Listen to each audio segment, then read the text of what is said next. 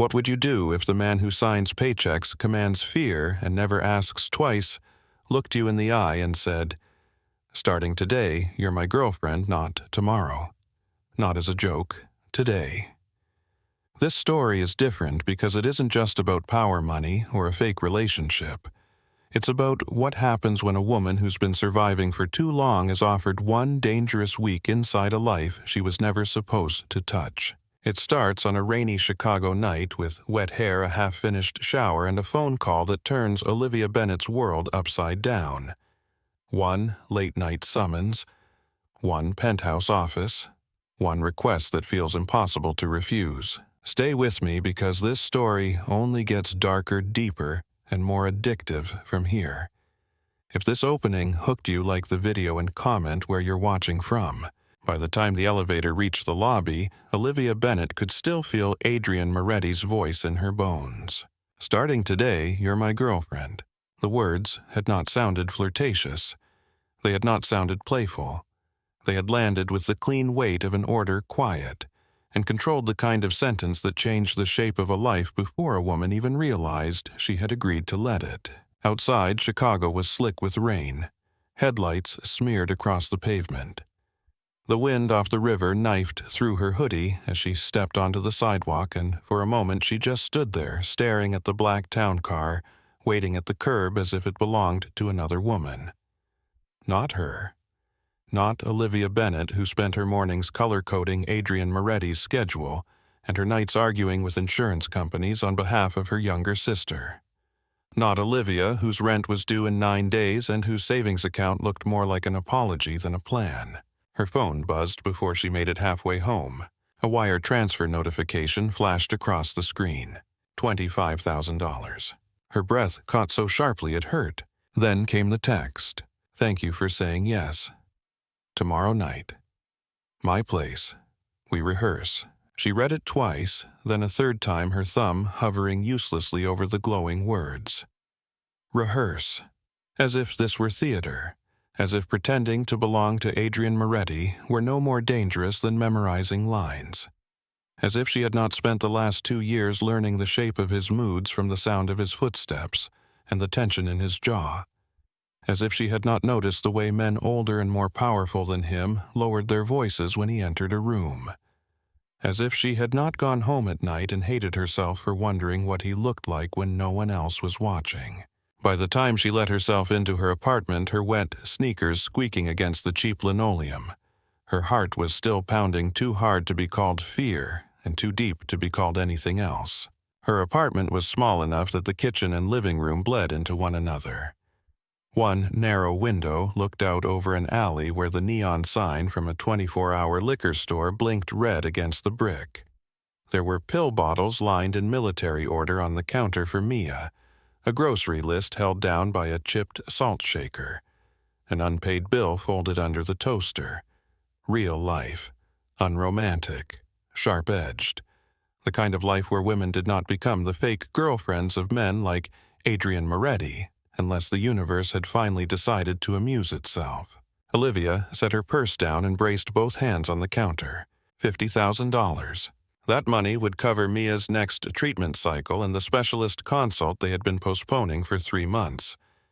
It would buy time, breath, quiet. She could stop screening calls from collection agencies. She could stop pretending not to see Mia's face every time another prescription got delayed. None of that changed the fact that she had just agreed to spend a week pretending to love the one man she had already failed not to love.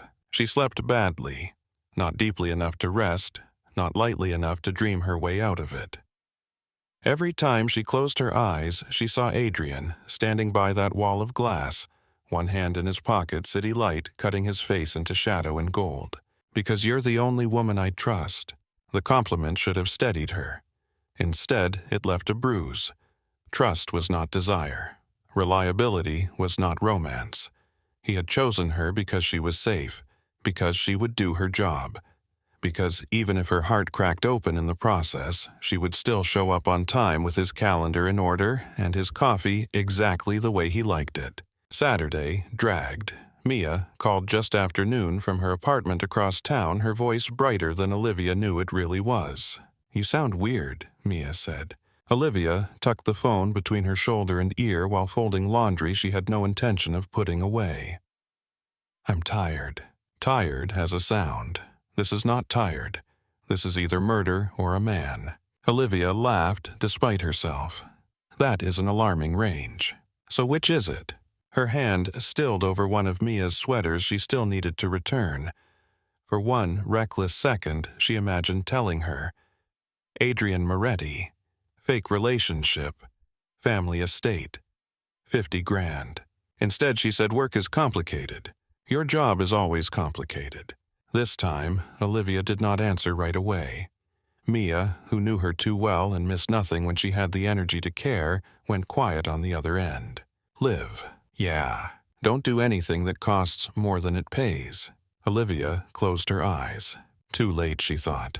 At 6:30 the next evening, Adrian's driver pulled up outside her building. Olivia had changed 3 times already. Every option felt wrong in a different way. Too soft, too stiff, too eager, too plain. She finally settled on a dark blue dress that skimmed her knees and a cream cardigan she could clutch around herself like armor. Her hair was down. Her makeup was minimal. She told herself she was dressing for a business exercise. The lie did not survive the elevator ride to Adrian's penthouse. The doors opened into silence light, and the low hum of a city so far below it looked unreal. The penthouse was vast without feeling cold. Dark wood, Italian leather.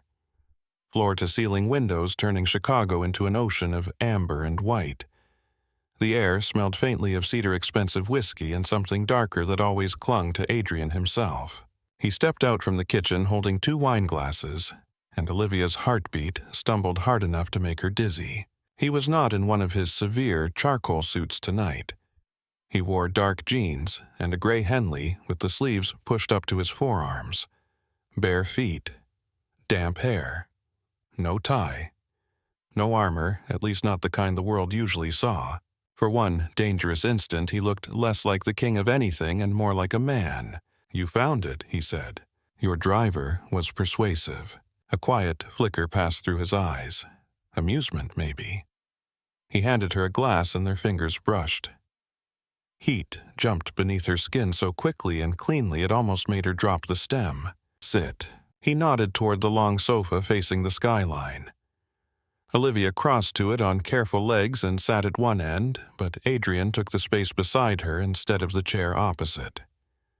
Close enough that she could smell the wine on his breath when he lifted his glass. Close enough that the weight of his attention felt physical. For a moment, neither of them spoke. The city glowed beyond the glass. Somewhere below, a siren wailed and faded. Adrian set his drink down first. "Let's start with the story." Olivia forced air into her lungs. "Right, we met at work. That part should be easy." He gave her a look. "My mother can smell weak lies. Can yours and the truth survive the same room?" A corner of his mouth moved, sometimes. The brief smile did something terrible to her. She looked away first. "How long have we been together?" He leaned back, one arm stretched along the top of the sofa behind her. Not touching. Not quite. Long enough to be serious. Not so long that my sisters start asking why they haven't met you before. 6 months, she said. Long enough for routines. Short enough for secrecy. His gaze lingered on her face. "You're good at this. I'm good at keeping your life from falling apart." Something changed in his expression then.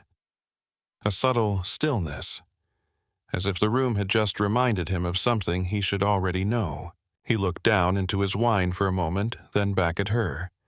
"How did it happen?" Olivia blinked. "What? How did I fall for you?" The question hit harder than it should have. She forced out a laugh that sounded thin in her own ears. "You're asking me to write your love story for you. I'm asking you what my mother will believe." "No." He turned toward her fully, now the lazy posture gone. "I'm asking what makes sense." She should have kept it easy. Something convenient, almost charming. Shared late nights, office proximity, familiarity turning into affection. Safe, polished things. Instead, she heard herself say, maybe one night you stopped looking through me. The words hung between them. Adrian went very still. Olivia stared into her glass. Maybe everyone else had gone home. Maybe we were both tired and not pretending as hard. Maybe you asked me something real for once. Not where the contracts were or what time the meeting moved to. Maybe you asked who I was when I wasn't keeping your world in order. Silence. She finally looked up and found him watching her with an intensity that made her pulse flutter in her throat. And then he asked quietly. Her fingers tightened around the glass. Then maybe the air changed. Maybe you looked at me like I wasn't invisible anymore. His voice dropped. And what would I do then? Olivia should have looked away. She did not. You touch my face, she said barely above a whisper. Gently. Like you were trying to figure out why it took you so long. The quiet that followed felt alive. Adrian reached over without breaking eye contact and took the glass from her hand. He set it on the table beside his own. Come here, he said. Every instinct told her not to move. Every other instinct was stronger. She shifted closer. Only an inch at first. Adrian's hand came up and settled against her cheek, exactly the way she had described warm and careful, his thumb brushing once over her skin. Her breath caught so visibly that his eyes flickered. If we're going to do this, he said, voice low, you can't jump every time I touch you. I'm not jumping. You're trembling. I noticed. His other hand found her waist and guided her closer until her knees angled toward him. The city burned outside the glass. The room felt smaller with every second. Look at me, he murmured. She did. His eyes were green in daylight, but at night they deepened into something darker, moss and smoke and old secrets. When we're with my family, he said, I'll touch you like this. His hand slid from her cheek to the side of her neck, then down to rest at the small of her back. And this. His thumb traced her jaw. I'll hold your hand. He took her left hand and laced their fingers together. The fit was so natural it felt obscene. I'll kiss your forehead, maybe your temple, maybe your hair. He did not wait for permission to demonstrate. He leaned in and pressed his mouth to her forehead, the touch feather light and devastating. Olivia inhaled sharply and heard him exhale through his nose as if the sound cost him. Relax, he said against her skin. I'm not going to hurt you. The worst part was that she believed him. His lips brushed her temple next, then paused there for the smallest suspended moment long enough for heat to surge through her like a struck match. That she whispered is easier to say from your side of it. He pulled back just enough to look at her. Something hot and unreadable flashed through his face. Is it? He said. Before she could answer, his phone lit on the table. He glanced at the screen and his whole expression shuddered. Whatever had been in the room with them disappeared behind steel. I need to take this. Of course he did. Of course, the man she had just nearly melted against was also Adrian Moretti, whose life existed in compartments no one else entered. Olivia stood too quickly, almost grateful for the interruption. I should go. He rose with her. Olivia. But she was already reaching for her purse. We covered enough for one night. The frustration that crossed his face was real and brief. My driver can take you. That won't be necessary. Everything with me is necessary. The words came out sharper than he intended. He seemed to realize it a second later and scrubbed a hand through his hair. When he spoke again, his voice was lower. Tomorrow morning, 10:30, my office. We'll review the rest. Olivia nodded, unable to trust her voice. At the door, she turned back once because not to would have felt stranger. Adrian stood near the windows with one hand braced against the glass phone in the other, watching her leave like something had slipped out of his grasp that he had no business wanting in the first place. By Monday morning, Chicago had done what Chicago always did. It had moved on, sharpened itself, and put on its expensive face before most people had finished their coffee. Olivia reached the office just before 8, pale blue blouse tucked into a gray skirt, her hair pinned up every inch of her arranged to suggest calm. Her desk sat in the outer office, just beyond Adrian's glass doors, close enough to know the rhythm of his day, far enough to pretend she wasn't always aware of him. She had barely set her bag down when his office door opened. Inside, he said, no greeting, no softness. The weekend had been folded and locked away somewhere only he could access. Olivia followed him in. The lock clicked behind her and her pulse jumped in spite of herself. Adrian stood behind his desk for all of 3 seconds before grabbing a tablet and turning the screen toward her. There, splashed across a gossip page in the glossy color, was Adrian exiting Cipriani with a stunning redhead hanging on his arm. Chloe Mercer. Olivia knew the name. Old money. Real estate dynasty. Society page favorite. The caption beneath the photo was cruelly efficient. Adrian Moretti, spotted with mystery date amid whispers of new alliance. Olivia stared at the image a fraction too long before lifting her eyes. You said this dinner was business. It was. His jaw tightened. My mother won't care. She looked back at the photo and felt the sting of something ugly and immediate. Jealousy, ridiculous and humiliating. She had no claim on him. Not real, not even fake yet.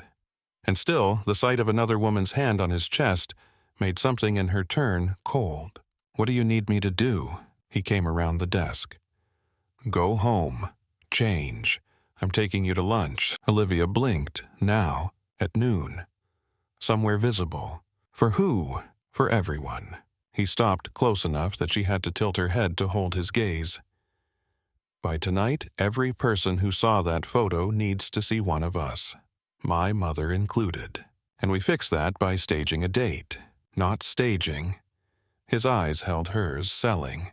A flush climbed her neck. I'm not dressed for this. He had already picked up his phone. You will be.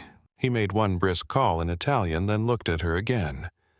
A stylist will meet you at your apartment in 40 minutes. Pick something that makes you feel dangerous. Her lips parted. Dangerous. His gaze traveled over her in one slow, considering line that made heat rise beneath her skin. You have no idea. At 11:55, Olivia walked back into Moretti Consolidated in a dress she never would have chosen for herself and could no longer imagine leaving behind. The fabric was emerald green and cut to flatter without shouting. The hem skimmed above her knees. Nude heels lengthened her legs. Her hair fell in soft waves over her shoulders, and Isabella, the silent magician Adrian had dispatched to her apartment, had somehow turned Olivia's tired face into something luminous without erasing her from it. Heads turned when she entered the office. Conversation softened, then resumed a beat too late. Olivia kept walking. Adrian's door opened at exactly noon. He stepped out, looked at her and stopped. Nothing moved for one charged second. Not him, not her, not the interns pretending not to stare. His eyes darkened as they traveled over her, and the reaction was so immediate, so unguarded, that Olivia's pulse kicked hard behind her ribs. He crossed the distance between them in 3 strides. One hand rose to touch a strand of hair near her shoulder, letting it slide through his fingers. Olivia. The way he said her name sounded almost rough. Is it too much, she asked, because suddenly she needed to know. His gaze lifted back to hers. Not nearly enough. Then he offered his arm like she belonged there. She took it. The restaurant in the West Loop was exactly what he wanted. Stylish, crowded, and crawling with the kind of people who could turn lunch into a headline before dessert arrived. The hostess recognized Adrian instantly and led them to a corner booth with a clear line of sight from 3 different angles. Adrian slid in beside Olivia, not across from her. His thigh touched hers the moment he settled. His hand came to rest at the back of the booth behind her shoulders, loose enough to seem effortless, close enough to make it impossible for her to forget he was there. Smile, he murmured near her ear as menus appeared. You're supposed to like me. She turned her face toward his before she could stop herself. They were too close. One breath from careless. That part won't need rehearsal, she said. Something flickered in his eyes, then quick and hot gone before she could name it. He ordered for both of them, after checking what she wanted first, a tiny thing that should not have mattered and did. As the waiter walked away, Adrian reached for her hand beneath the table and threaded his fingers through hers. Talk to me. About what? Anything. Tell me something my mother would ask. Olivia took a breath. She'll ask when you knew. He looked at her without blinking. When did I know? She could not afford to answer honestly. So she said, maybe the first time I challenged you. A quiet huff of amusement left him. You do that often, only when necessary. His thumb swept across her knuckles. And when did you know? Her throat tightened. That's not fair. No, he said softly, it isn't. A photographer's flash lit briefly across the room reflected in the window. Adrian did not even glance over. Instead, he shifted closer, his shoulder brushing hers, and asked in a voice only she could hear, "What do you want, Olivia?" The question caught her cleanly off guard. She looked at him. What? What do you want when you stop wanting for other people? No one had ever phrased it that way. As if the life inside her existed apart from duty. As if she were not just a series of solved problems in sensible shoes. She stared down at their joined hands. I want a year where nothing hurts. His expression changed not visibly to anyone else, but enough that she felt it. I want my sister healthy, she continued. I want to open a bill without bracing for impact. I want to go somewhere beautiful and not think about whether I can afford the flight back. I want to be tired because I lived, not because I survived. For a moment he said nothing. Then his fingers tightened around hers. And Mia. Olivia nodded. She has lupus. Good weeks, bad weeks. The bad ones cost more. He watched her like a man looking at a locked door and considering whether he had earned the right to open it.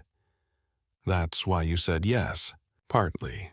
And the other part, she should have lied. Instead, she said, I trust you.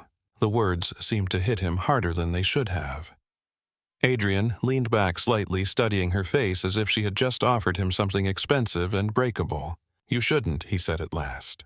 Olivia lifted one shoulder. Maybe not, but you do, yes. The food arrived before either of them could speak again. Adrian fed her a bite of his pasta when a camera flashed from the opposite side of the room, and the intimacy of the gesture knocked the breath from her. She managed to laugh when he murmured something dry about paparazzi having no respect for decent cuisine. He brushed a crumb from the corner of her mouth with his thumb. She forgot for one dangerous second that they had an audience. By the time they left the restaurant, his hand was spread warmly at the center of her back, guiding her through the crowd. Outside, people pretended not to notice them and failed badly. In the car, Adrian checked his phone and turned the screen toward her. There they were already. Adrian Moretti, seen looking very taken with executive assistant at midday lunch. Olivia stared at the photo. In it, she was looking up at him with parted lips and a softness so open it made her stomach drop. There was no pretending in her face, no calculation, no polish. Just hunger wrapped in trust, and the shock of recognizing herself in that expression nearly took the air from her lungs. She loved him, not in theory, not in danger, not on the verge of something. Already, completely, stupidly. She turned toward the window before he could read it in her eyes. You all right? Fine. The lie came out too fast. Adrian's hand touched her bare knee just once. You can tell me if this is too much. She almost laughed at the impossibility of the question. Too much had happened 2 years ago, the first time he thanked her for staying late and meant it. Too much had happened on his couch with his hand on her face and his mouth at her temple. Too much had happened the moment she realized that a week in his life would never be enough. It's not too much, she said quietly. It was not enough. That was the problem. Back at the office, she changed in the restroom into the spare blouse and flats she kept in her desk drawer. When she emerged, she caught Adrian watching her through the glass wall of his office, his phone in his hand, his face unreadable. A second later, her own phone buzzed. Dinner, my place, 8 o'clock, we need more practice. Olivia looked up. Adrian was still watching her, one hand tucked into his pocket, as composed as ever. But something had shifted. She could feel it like a live current just beneath the skin of the day. She slipped the phone into her desk drawer and sat down, trying to focus on the stack of contracts waiting for approval. The calendar revisions, the donor dinner she still needed to move from Thursday to Friday morning. Outside his office, phones rang. Assistants crossed the hall with files. Men in tailored suits spoke in low voices about numbers that could buy buildings. Chicago kept turning. Inside her chest, nothing felt orderly anymore. That night, when Adrian's message lit up her screen again, Olivia already knew she would go. She changed twice before his driver arrived, then stood in front of her mirror, hating the fact that she cared. The green dress from lunch was at the cleaner, and maybe that was for the best. She chose dark jeans, a soft ivory sweater that slipped off one shoulder if she moved wrong, and gold hoops Mia had given her 2 birthdays ago because they made her look in Mia's words like a woman with better luck than she actually had. Chicago was colder after dark. The streets looked scrubbed clean by the afternoon wind, all black asphalt and silver reflections under the lamps. By the time the private elevator opened into Adrian's penthouse, Olivia had talked herself into calm 3 separate times. It lasted until she saw him. He was waiting near the windows with 2 glasses of red wine, already poured, tie loosened, top button open, suit jacket, gone. The city burned behind him. He looked less put together than usual, which on Adrian Moretti only made him more dangerous. "Thanks for coming," he said. His voice was quieter tonight, not softer. Tired, maybe. "You said we needed practice." "We do." He handed her a glass, their fingers brushing again. That tiny contact had become its own language between them. A spark, a dare, a punishment. They sat on the long sofa, not close enough to touch this time, but close enough that she could feel the heat of him if she let herself notice too hard. Adrian took a drink and looked out at the skyline before saying, "My sister called this afternoon." Olivia waited. "She thinks something is off, because you've never brought anyone around." His mouth curved without humor. "Because I've never brought anyone around, and because she knows I don't do anything halfway." According to Sophia, a man does not keep a woman's secret for 6 months unless he's either in love or lying. Olivia curled her fingers tighter around the stem of her glass. "That's inconvenient." "For me, yes." She turned toward him. "So, what do we do?" He looked at her then fully, and the focus in his eyes made it feel as if the room had narrowed to the space between them. "We stop memorizing and start knowing." Meaning my family will ask questions that don't sound like questions. Things couples answer without thinking. How you take your coffee. What makes you angry. Which side of the bed you sleep on. Whether I steal the blankets. Whether you snore. Olivia smiled despite herself. "Do you?" "Do I what?" "Steal the blankets. I have never had a verified complaint." She laughed, and something in his face eased for the first time that night. "All right," she said, "I sleep on the right side." That was immediate. I knew mine. You take your coffee black. You hate breakfast meetings because you're not fully human before 9. You refuse umbrellas even when it's raining hard enough to drown tourists. And you loosen your cufflinks when you're angry, which you were at 3:40 this afternoon when that call from Boston came in. Adrian stared at her. "You notice a lot," he said. "I'm your assistant." "No." He set down his glass. "That explains the meetings and the coffee. It doesn't explain the rest." Olivia looked at the city because looking at him felt risky. "Maybe I'm observant. Maybe." He shifted toward her, one arm draped across the back of the sofa behind her shoulders. Not touching. Waiting. My turn. Which side of the bed and coffee are easy? Tell me something I wouldn't already know from your file. She went still at that word, file, as if there were anything in a folder that could explain the last 10 years of her life. "My favorite movie is Roman Holiday," she said lightly. "I cry every single time and I don't appreciate being judged for it." "I am not judging you. You are absolutely judging me. I'm rethinking your instincts." She snorted softly. He smiled for real this time, brief and devastating. Then his expression changed. "That's still easy. Tell me something real." The warmth in the room thinned. Olivia drew a slow breath. "My parents died when I was 20. Adrian did not move. Did not soften in that performative way some people did when they heard bad news. He simply listened. Mia was 17, Olivia continued. I was supposed to go back to school that fall. I didn't. One semester became another, then it stopped being a pause and became a life. She looked down at her hands. I worked wherever I could.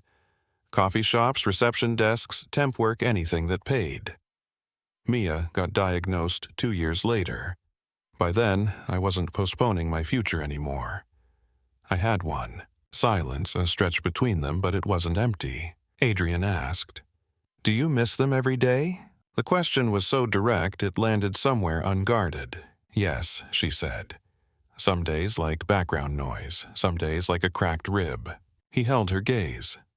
What were they like? No one ever asked that. They asked how long it had been where it happened, whether she had siblings, all the neat, practical boxes grief was expected to fit inside. No one asked about the people. Olivia swallowed. "My dad taught high school history. He made everything sound like it was happening right in front of you. My mom was a nurse who never sat down." She laughed with her whole body. She used to dance in the kitchen when dinner was burning. Adrian's eyes had gone darker, listening eyes. Dangerous eyes. "You have your mother's laugh," he said quietly. The words caught her off guard. "You've never met my mother." "No, but I know enough to be certain." For one reckless moment, Olivia forgot to protect herself. "Tell me something real about you," she said. He leaned back, gaze shifting to the river of light below. "My favorite meal is my mother's Sunday gravy. I hate sleeping alone more than I'm willing to admit. I still hear my father's voice when I walk into a room full of men who think fear makes them strong." Her breath slowed. Adrian rarely offered pieces of himself without charging admission. "When did he die?" she asked softly. "I was 15.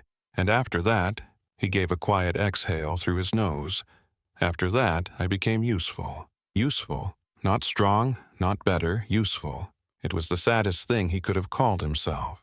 Olivia turned more fully toward him. "To your mother, to the family, to people who depended on me." That was the language I understood. Something in his jaw tightened, then eased. "You know the rest by reputation." "Reputation isn't the same thing as truth."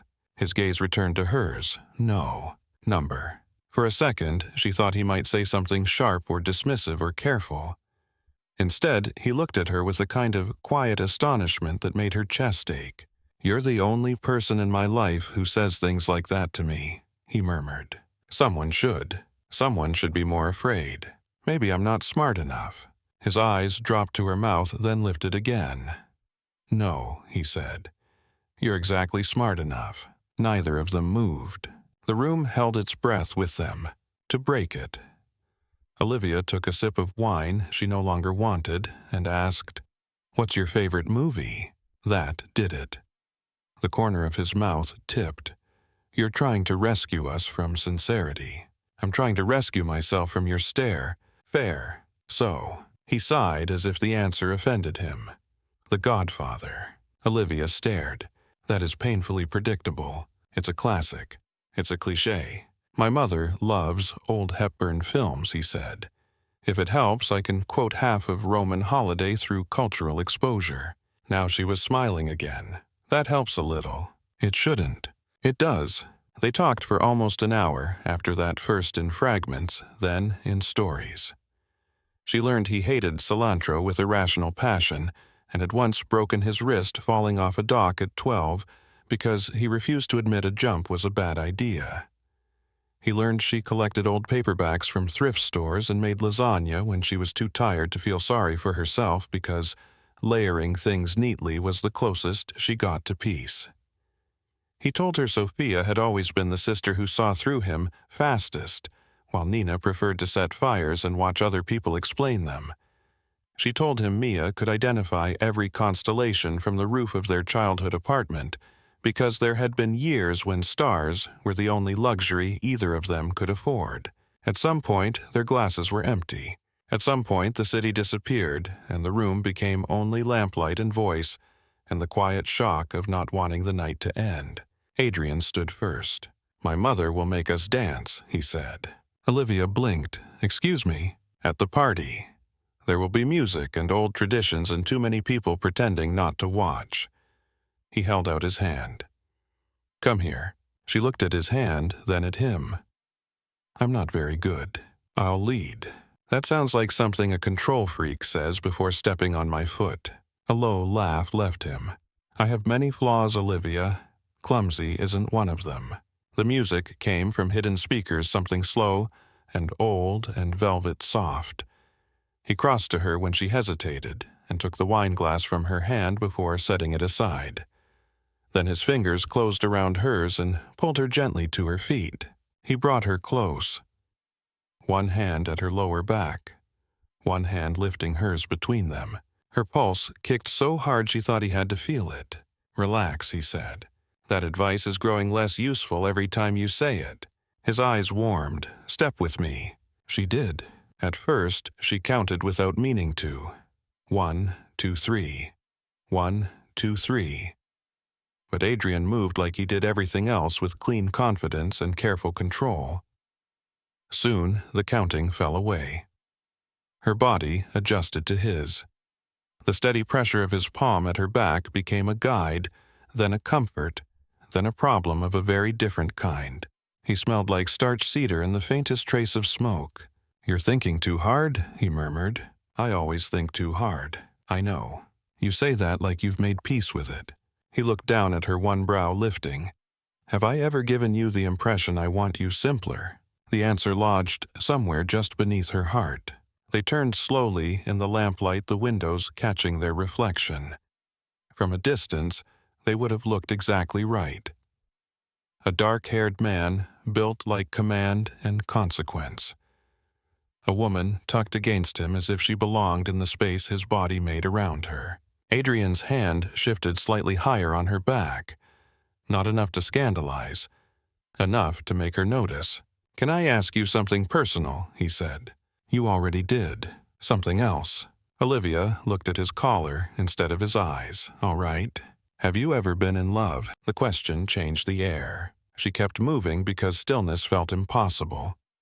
Once. How long ago? A few years. And she took a breath. He wanted someone easier. Someone without a sick sister and overdue bills and 1,000 reasons to stay practical. He said I carried too much. Adrian's steps never faltered, but his grip on her hand tightened. He said that to you. He was not a poet. He was an idiot. The words were flat and immediate. Olivia gave a sad little laugh.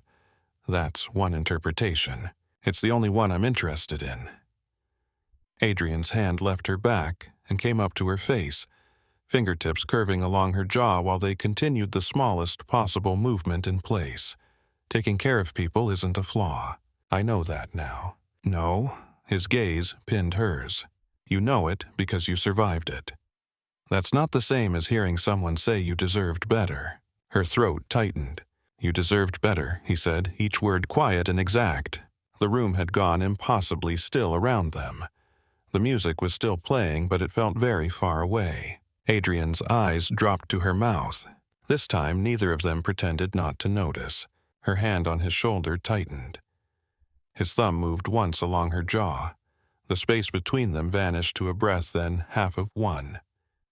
She could see the dark fan of his lashes, the rough line of stubble shadowing his jaw, the way his chest rose once and held. A phone rang. The sound was violent in the silence. Adrian closed his eyes for 1 second, then opened them again with something dark and frustrated flickering beneath the surface. He stepped back just enough to reach into his pocket. I'm sorry. Olivia looked away, first wrapping her arms around herself while he checked the screen. It's Sophia. He answered immediately. The shift in him was instant, all sharpened edges and alert focus. Soft, slow down. Olivia watched his face change as he listened. What happened? A pause. Then something dangerous settled into his expression. He touched you. His voice went so cold, the room seemed to lose 10 degrees. Olivia's stomach twisted. Adrian turned toward the windows, one hand braced against the glass. Listen to me. Take the kids and walk out the front door. Don't pack. Don't argue with him. I'm sending a car now. He listened again, jaw tight enough to cut. No, I don't care what he says. I'll handle him. You hear me? I'll handle him. A beat. Yes, I know. Just get outside. He hung up and was already reaching for his keys before Olivia could ask. Sophia's husband came home drunk, he said. Started throwing things. Oh my God. The kids are there. He grabbed his jacket from the back of a chair. Come with me. Olivia blinked. Adrian, this is your family. He looked at her like the objection itself offended him. Exactly. They were in the elevator less than a minute later. Adrian drove himself, which told her more about his state of mind than any snapped command could have. The black sedan tore through the city with dangerous precision, his hands steady on the wheel, his face carved from something harder than anger. He's done this before, Olivia said quietly. Adrian's jaw flexed too many times, and Sophia stays. She keeps thinking the version she loved is still in there somewhere. Olivia stared out at the passing lights. That's a brutal thing to kill in a person. His hand left the wheel long enough to find hers on the center console. He laced their fingers together and held on as if he needed the contact as much as she did. The house sat on a narrow residential street where the porches were close and the paint on the trim had started to peel. Sophia stood under the weak yellow porch light in a coat thrown over pajamas, two children pressed against her sides. Her face was pale and set. The little girl clutched a stuffed rabbit. The boy looked older than he should have. Adrian was out of the car before the engine fully died. He crossed the yard in 3 strides and folded Sophia into his arms. I've got you, he said. The words were rougher than she had ever heard from him. Sophia's control broke on a single hard breath. Not sobbing, not dramatic. Just one human crack of sound that made Olivia's chest ache. She went to the children, crouching so she met them eye level. Hey, she said gently. I'm Olivia. The little girl stared at her. Daddy was yelling. I know. Olivia held out her hand. Can I help with Bunny? After a second, the child nodded and handed over the stuffed rabbit as if it were a sacred trust.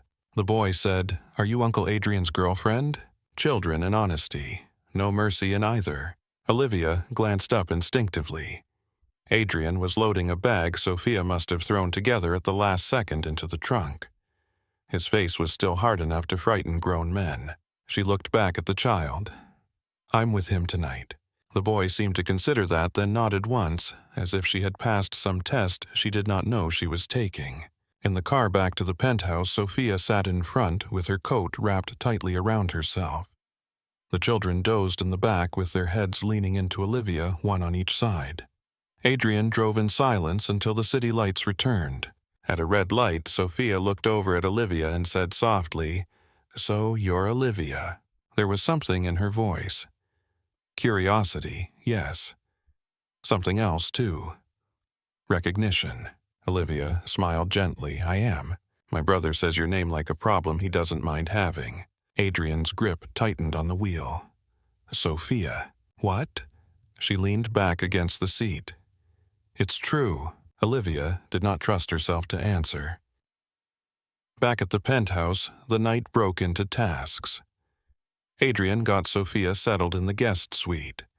Olivia found blankets, a clean set of pajamas for the children from some drawer their uncle apparently kept stocked for emergencies, and then moved into the kitchen because children calmed down faster with something warm in their hands. She made cocoa the way Mia liked it, extra milk, less sugar. The little girl perched on a stool and watched her with solemn eyes while the boy sat at the island, pretending not to be scared. Do you know how to make the tiny marshmallows float? He asked. Olivia smiled. That depends. Are you willing to trust very advanced science? It earned the first ghost of a grin. By the time Adrian returned to the kitchen, both children were wrapped in blankets holding mugs with both hands. He stopped in the doorway and watched the scene as if he had not expected to find something so gentle in his own home. Sophia came in a moment later, her face washed, hair pulled back, still shaken but steadier. Thank you, she told Olivia. Of course. Sophia's eyes moved between her and Adrian with a look that felt almost knowing, but she said nothing more. When the children had finally been coaxed into bed and the apartment fell quiet again, the hour had turned late enough that even the city outside seemed exhausted. Olivia picked up her purse from the chair where she had left it. I should go. Adrian, standing across the room with one hand braced on the back of the sofa, looked at her as if the suggestion made no sense. "It's after midnight." "I know. Stay." The word landed softly, but there was nothing casual in it. Olivia glanced toward the hallway where Sophia and the kids were sleeping. "I don't want to be in the way." "You're not." He crossed to her then, close enough that she had to lift her chin to meet his eyes. "Stay." Something in his face undid her. The anger had burned out of him, leaving only fatigue and that dangerous, unguarded gratitude he rarely let anyone see. "Okay," she whispered. Relief moved through his features so quickly she almost thought she imagined it. He showed her to a guest room larger than her apartment bedroom and set a folded t-shirt and soft drawstring pants on the bed. "Housekeeper keeps extras. Your housekeeper plans for everything." "I do." The answer came dry, automatic. It made her smile. At the door, she caught his hand before he could leave. "Adrian." He looked down at her fingers around his wrist, then back at her face. "Are you okay?" For a long second, he said nothing.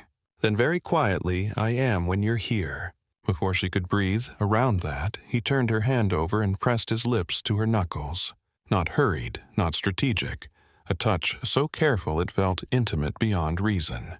"Good night, Olivia." She barely found her voice. "Good night." The room was dark by the time she lay down, but sleep did not come easily. Her body still held the memory of his hand at her back, his mouth almost on hers, the rough promise in his voice when he told his sister he would handle it. Somewhere down the hall a child laughed once in sleep and went quiet again. Somewhere deeper in the apartment a door opened and closed softly. Adrian, moving through his own home like a man who would stand guard until morning if he had to. When Olivia finally drifted off, it was with the strange, unsteady feeling that she had stepped into the real center of his life and found not darkness, but devotion. A knock at the door woke her. "Olivia," his voice muffled by wood. She sat up too fast, disoriented by pale morning light and expensive sheets. "Come in." Adrian stepped inside carrying a mug of coffee in one hand and a small shopping bag in the other. He had showered. His hair was still damp. He wore jeans and a navy t-shirt that made him look indecently young from a distance and more dangerous up close. "I figured you might not want to wear last night's clothes to work." He set the bag on the bed, then the coffee on the nightstand. Olivia looked inside and found a cream-knit dress undergarments, even a pair of flats in her size. She stared up at him. "You had clothes delivered at 7 in the morning. I had clothes delivered at 6:30. Against all logic, she laughed. His gaze rested on her face for a beat too long. "How did you sleep?" "Eventually." "Good." The room went quiet around the steam rising from the coffee. Adrian's eyes moved over her without hurry. Bare face, messy hair, sleep still clinging to her. "You look beautiful in the morning," he said. Olivia actually blinked. "I look awake by force." "Same thing on you." A warm flush climbed her throat. She reached for the coffee because her hands needed somewhere to go.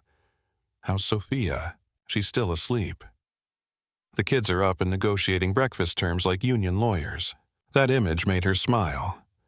Adrian watched the smile like he wanted to keep it. "I should get ready," she said, because the room was becoming too small again.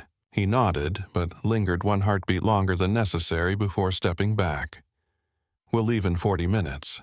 By the time Olivia emerged dressed and put together enough to face daylight, the apartment smelled like butter and coffee. She followed the sound of children's voices into the kitchen and stopped in the doorway. Adrian stood at the stove making pancakes with the seriousness he usually reserved for hostile negotiations. The little girl sat on the counter swinging her legs while the boy arranged forks on the table with military precision. The child on the counter turned, saw Olivia, and beamed. "You stayed." Olivia smiled. "Looks like I did." Adrian looked over his shoulder at her and went still for the briefest moment. His eyes took in the cream dress, her hair pinned back loosely, the faint color in her cheeks from rushing. "Morning," he said, voice lower than before. "Morning."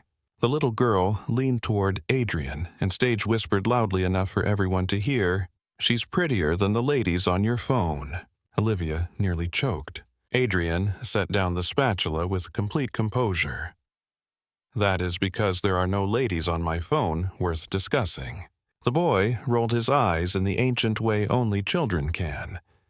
Uncle Adrian lies when he's nervous. Adrian looked offended. I do not get nervous. You do around her, the boy said, jerking his chin toward Olivia. Olivia bit the inside of her cheek so hard she tasted blood. Sophia appeared in the doorway just then, hair loose over her shoulders, exhaustion still in her face, but less of the fear. She took in the room the children Adrian at the stove. Olivia trying not to laugh, and something softened in her expression. Well, she said this is domestic. Adrian shot her a warning look. Sophia ignored it and crossed to the coffee. Breakfast was loud in the easy way families sometimes become after a bad night, as if noise itself can push back what happened in the dark. The children argued about syrup.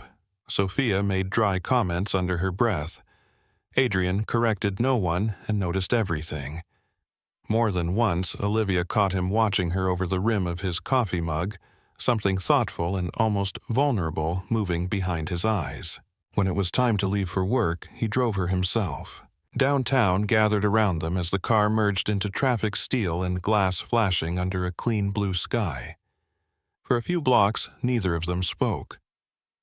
Then Adrian reached across the center console and took her hand. He did not look at her when he asked, "Tell me the truth." Olivia turned toward him. "Does any of this still feel fake to you?" Her heart stopped, then started again too hard. Before she could answer, his phone rang through the speakers loud and relentless in the quiet car. The phone rang through the speakers loud and relentless in the quiet car. Adrian swore under his breath and tapped the control on the steering wheel. Nina. His younger sister's voice filled the cabin bright and sharp, even through the speakers. I heard about Sophia. Why am I always the last person told anything in this family? Because you weaponize information for sport, Adrian said. That is slander. Also true. Is she all right? She's safe. The kids are with her. A pause. Then Nina's tone shifted lighter in a way that made Olivia suspicious. And is Olivia with you right now? Adrian glanced once at Olivia and then back at the road. Yes, good, Nina said. Tell her I like her already. Olivia leaned closer to the console. That feels premature. Nina laughed. You survived breakfast with my brother's face in broad daylight. You've earned something. Adrian pinched the bridge of his nose at a red light. Goodbye, Nina. Wait. Mom wants everyone in Lake Geneva by noon tomorrow, not 2. She says if her son is finally bringing home a woman worth meeting, she refuses to lose 3 hours of it to traffic. Adrian's mouth tightened, noted. The call ended. For a moment, only the hum of the engine filled the car. Olivia looked down at their joined hands still resting on the console between them. Neither of them had let go. You didn't answer me, Adrian said quietly. She could have pretended not to know what he meant. Instead, she watched the city slide by in flashes of glass and shadow and told him the smallest honest thing she could manage. It feels less fake every time I'm with your family. His thumb moved once over her knuckles. He said nothing after that, but his grip on her hand did not loosen until he pulled up outside the tower. The office was worse the next day because normal life insisted on continuing. Calls needed routing. Meetings needed moving. Contracts still wanted signatures.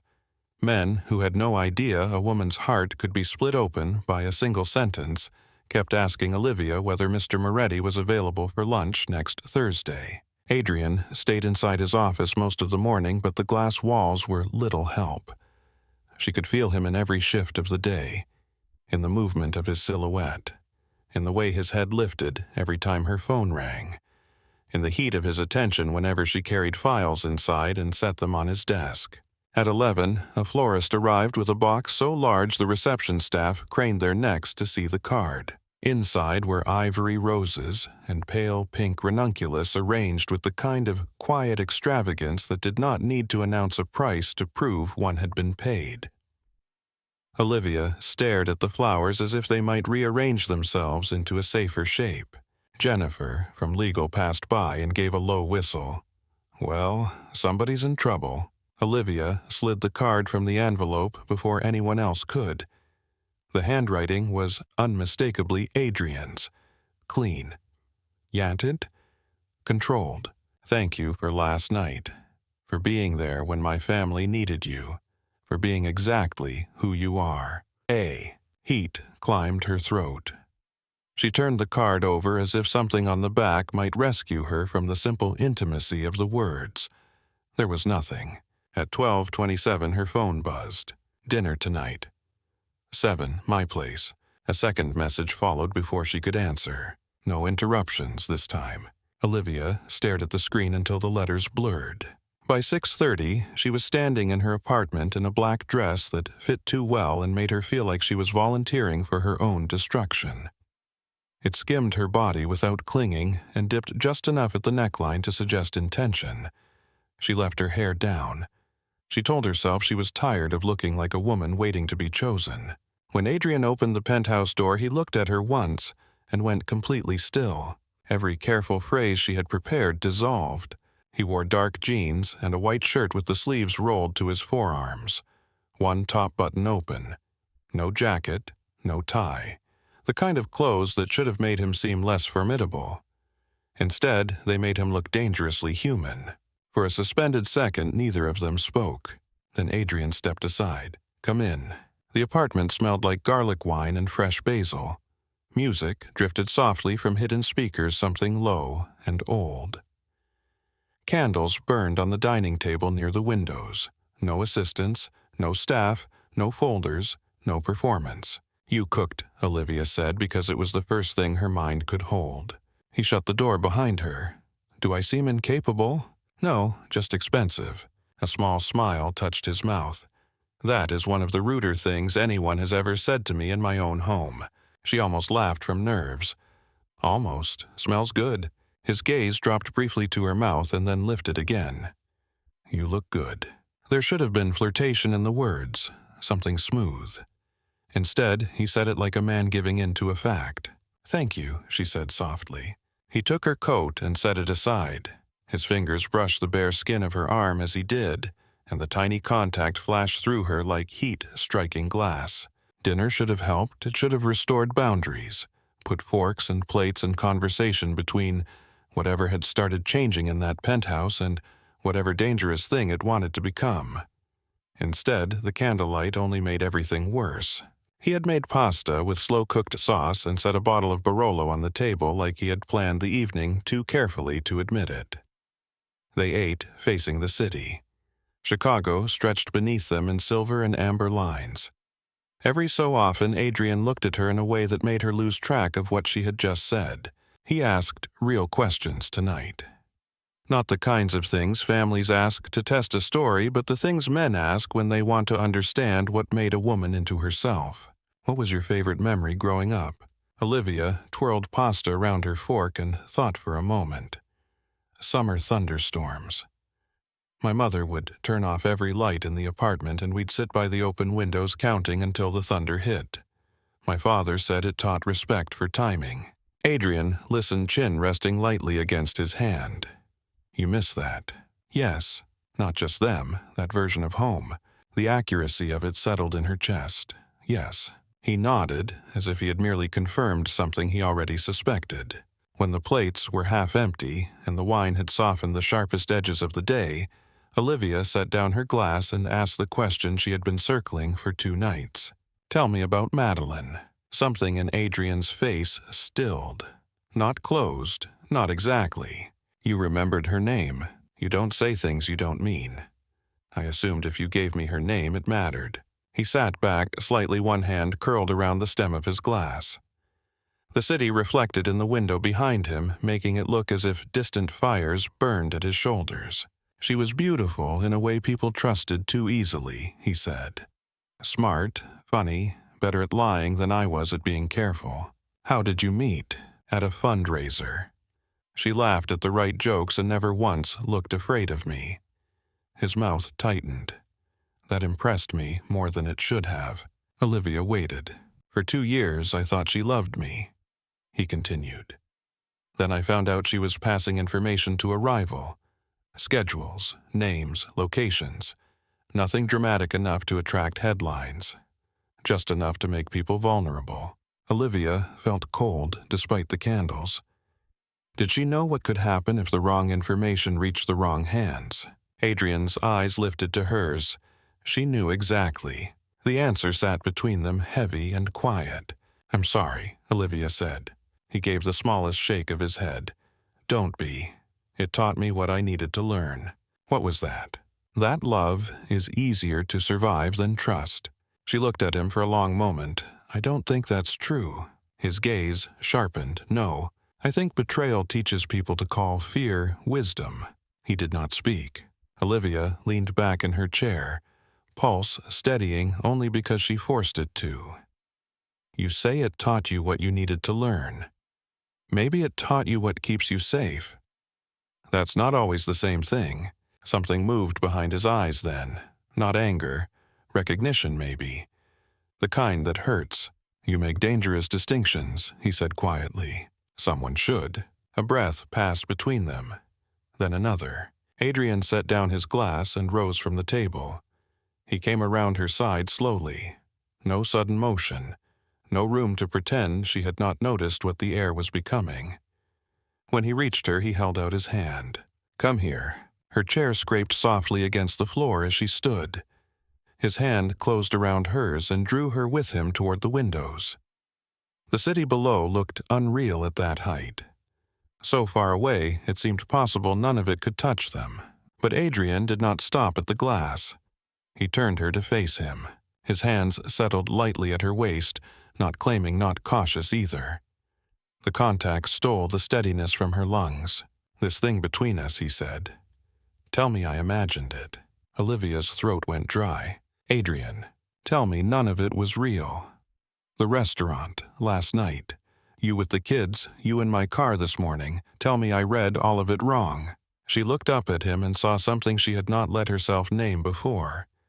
Not control, not desire alone. Want, yes, but threaded through with risk. A man who knew exactly how much he was exposing by asking. "I can't," she whispered. His hands tightened once at her waist. Not enough to hurt, enough to tell the truth. The phone on the dining table lit up and began to ring. Neither of them moved. It rang again. Adrian closed his eyes briefly, then let go of her with visible effort and crossed the room to answer it. "Ma." His voice changed on the word warmer without softening. Olivia stayed where she was, every nerve alive, and hated that she could hear enough of the conversation to understand what it meant. "Yes, we're still coming tomorrow." A pause. "Yes, she's here." Another pause, then the faintest change in his mouth, not quite a smile. "Yes, she's special." Olivia looked away before the words could do more damage than they already had. He listened for a moment, then said, "No, I'm not discussing grandchildren with you while I'm holding a phone." The sound that escaped Olivia was half laugh, half disbelief. Adrian glanced over at her, and the look in his eyes at hearing her laugh nearly undid her. When he ended the call, the room had changed again. The same candles burned. The same music played. The same skyline glittered beyond the glass. But something had shifted into place between them that no interruption could pull apart now. Adrian crossed back to her slowly. "My mother would like it formally noted that she has waited long enough." Olivia folded her arms around herself because, if she did not, she might reach for him first. "That sounds like Evelyn Moretti." "It does." Silence moved through the room, not empty now, but full. Then Olivia said the only thing she trusted enough to say. "Don't say something tonight that belongs to tomorrow." He stopped inches away. "What do you think I'm about to say?" She laughed softly, but there was no humor in it. "Something that sounds beautiful in candlelight and impossible in daylight." His face changed, not dramatically, more dangerous than that. A stillness in him that meant whatever came next would not be casual. "Olivia," he said, and her name in his mouth sounded more intimate than a kiss. "I don't do beautiful lies." She lifted her chin. "You hired me to help you tell one." A brief shadow crossed his eyes. "No. I hired you because I wanted a reason to keep you close and did not trust myself enough to call it what it was." The confession landed so hard she forgot to breathe. Adrian stepped closer until there was no space left that felt safe. I told myself it was practical, he continued. Contained. A week, a family dinner, a solution to a problem. I told myself if I could have you near me, under terms I controlled, maybe it would stop feeling like this. His hand came up slowly and touched her face fingers warm against her jaw. It didn't. Olivia could hear her heartbeat in her ears. You should have said something, she whispered. His mouth curved without humor. I'm very good at many things. This was not one of them. Because I worked for you. Because you mattered enough to lose. The room went quiet around that. Olivia looked at him as if she could find the shape of her own hope reflected somewhere in his face. And now I'm done pretending my self-control is noble. His thumb moved once across her cheekbone. His eyes dropped to her mouth and stayed there. Adrian, she said, but it came out like surrender. This is the part where you stop me if you want to. She did not stop him. He kissed her slowly at first as if he had no interest in stealing anything she was not choosing to give. His mouth was warm and careful, and devastatingly sure. Olivia made a small sound she had never heard herself make, and reached for his shirt with both hands. That changed everything. The kiss deepened with the force of something held back too long. Adrian drew her closer until there was no room left between them. One hand slid into her hair, tilting her head just enough to take the kiss further. The other anchored at the curve of her waist. Olivia felt the hard line of his body and the shuddering restraint in it, and kissed him back with all the hunger she had spent 2 years hiding behind schedules and polite distance. When they finally broke apart, both of them were breathing harder than the moment should have allowed. Adrian rested his forehead against hers. Tell me that wasn't real. Olivia gave a breathless laugh that almost broke in the middle. That was the most real thing that's happened to me in years. He closed his eyes for 1 second, as if the answer cost him something and relieved him at the same time. Her hands were still curled in his shirt. She could feel his heart beneath the cotton, hard and unsteady. What are we doing? She asked. He lifted his head and looked straight into her. I'm taking you to Lake Geneva tomorrow. That was always the plan. No. His voice lowered. Not like this. The city glittered behind him like witness. I don't want to bring home my fake girlfriend anymore, Olivia. I want to bring home the woman I can't stop thinking about. The one who walked into my life and somehow made every version of me less empty. Tears pricked behind her eyes with no permission from her at all. She hated that. She hated crying where anyone could see it. Adrian's expression changed the instant he noticed. Hey! His thumb brushed beneath one eye before the tears could fall. I'm terrified, she admitted. Of me. Of this. She looked down, then back up because she had already come too far for cowardice. Of the office. Of what happens when a week ends. Of being the only one who forgets how to go back. Something fierce and quiet settled over his face. You won't be the only one. It was such a simple answer. It nearly wrecked her. He kissed her again, softer this time. Not claiming, but promising. When he drew back, his hand stayed in her hair, as if he had no intention of letting distance return too quickly. We'll figure out the office, he said. If you want boundaries, we'll have them. If you want a new role, you'll have one. If you need space, I'll give it to you. But I am not going to stand here and lie to you about what I feel, because it would be tidier. Olivia let out a shaky breath. You really are very bad at tidy where I'm concerned. A real smile touched his mouth, then brief and bright enough to hurt. You noticed. I notice everything. I know. That answer again. Like a confession, like gratitude. He kissed her forehead, then her temple, and this time neither of them had to pretend it was rehearsal. Olivia leaned into him and let herself have the impossible thing for 1 suspended minute. The city below. Candles burning low. His arms around her. Her cheek against his chest. The steady thunder of his heart under her ear. Later, when she finally left, he walked her all the way to the elevator with her coat draped over his arm and his hand at the small of her back. At the doors, he turned her toward him once more. My driver will pick you up at 9:30, he said. That early. My mother moved the deadline. Of course she did. His eyes warmed. Pack for the lake. One formal dress for the party. Everything else I'll handle. She raised a brow. That sounds ominous. It's logistics. It sounds like control wearing a nice suit. He leaned closer just enough that her pulse changed. You say that like you mind. The elevator arrived before she could answer. Adrian kissed her once quick and dangerous in the small rectangle of chrome and reflected light, then stepped back before the doors closed. Olivia rode down with her fingers pressed to her mouth and the impossible new knowledge burning through every careful thought she had ever built. He wanted her, not as a role, not as a temporary arrangement, not as a woman convenient enough to borrow for a week. Her morning came too quickly. Chicago looked almost innocent in early light-washed pale gold at the edges. Olivia packed in a daze that kept breaking into moments of sharp clarity. A dark green sundress folded beside a cream blouse. Sandals. Heels. Toiletries. The black dress she had nearly talked herself out of buying last winter because she had nowhere to wear it. She stood over the open suitcase and realized with a quiet kind of shock that she had spent most of her life packing for necessity. Work trips. Hospital waits. Emergencies. Never for the possibility of joy.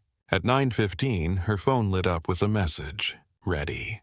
No greeting, no flourish, just the word. She smiled despite herself and typed back. Terrified, but yes. His response came immediately. Good. I would worry if you weren't. The car ride out of Chicago felt unreal from the first mile. Adrian sat beside her in the back seat instead of across from her as if there had never been another option. He wore a navy jacket over an open collar and dark sunglasses for the first half hour until the city thinned into stretches of highway and open sky. Then he took them off and set them aside, and the intimacy of that small act made Olivia's chest tighten. He reached for her hand almost absently, like a habit they had skipped the awkwardness of acquiring. The skyline shrank behind them.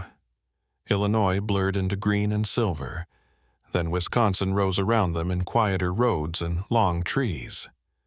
Olivia watched the landscape change and felt her nerves rearrange themselves with every mile. You're quiet, Adrian said. She looked over at him. I'm trying to imagine your mother. He leaned back against the leather seat, their joined hands resting on his thigh. Elegant, dangerous in silk, more observant than either of us would prefer. That is not reassuring. It should be. A faint smile touched his mouth. She's wanted to meet you for months. Olivia turned fully toward him. Because of the fake story. No, he said. The answer came too quickly to be casual. Adrian looked out the window for a beat, then back at her. Because I talked about you long before I asked you to do any of this. Her breath stalled. How long before? Long enough past that she thought he might evade it. Then he gave her the truth. Long enough that my mother stopped pretending not to notice. Warmth swept through her and left fear tangled in its wake. You're telling me this in a moving vehicle where I can't escape.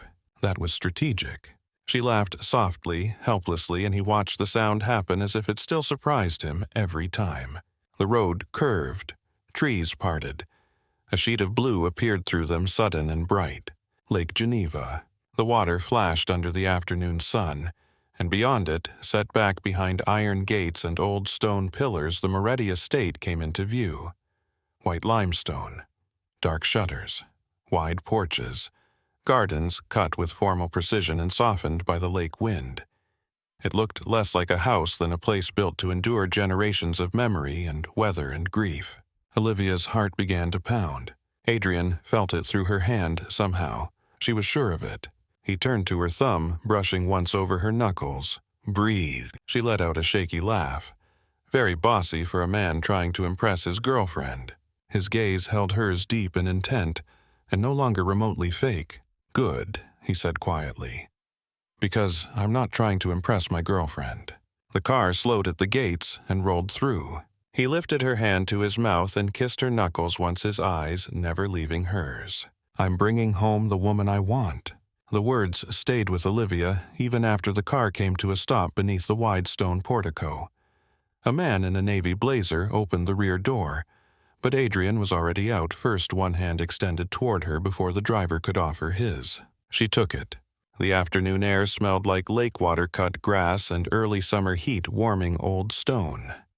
Somewhere nearby, wind moved through trees with the soft, dry sound of silk dragged across carpet. The house rose behind Adrian in pale limestone, and dark blue shutters elegant without trying, impossible without apology. And at the top of the front steps stood a woman who could only be Evelyn Moretti. She was dressed in ivory linen, her silver dark hair swept back from a face that had not softened with age so much as sharpened into confidence. There was beauty in her, yes, but more than that, presence. The kind that changed the temperature of a room before she ever spoke. Adrian's whole expression shifted when he looked at her. Not weakened, humanized. Ma. Evelyn came down the steps faster than a woman in low heels had any right to move, and cupped his face in both hands before kissing each cheek. My son. Finally. Then she drew back and looked at him with theatrical suspicion. You slept at all this week? Barely, Adrian said dryly. Good. It means you're invested. Olivia nearly laughed and caught herself at the last second. Evelyn turned to her then, all the force of that formidable attention landing at once. For one disorienting heartbeat, Olivia had the feeling of being read top to bottom, spine to pulse by someone who missed nothing and forgave little dishonesty. Then Evelyn's expression warmed. So she said, taking Olivia's hands into her own, You are the reason my son has been impossible to talk to for months. Olivia blinked. I'm sorry. Adrian made a low sound under his breath. Ma. Evelyn ignored him. Welcome, sweetheart. And before Olivia could decide what version of politeness the moment required, Evelyn drew her into a hug that smelled like vanilla expensive perfume and something startlingly familiar. Home, maybe, not hers. A version she had once imagined belonged to other people. Thank you for having me, Olivia managed. Evelyn drew back just enough to look at her face. Nonsense. We've been waiting for you. We.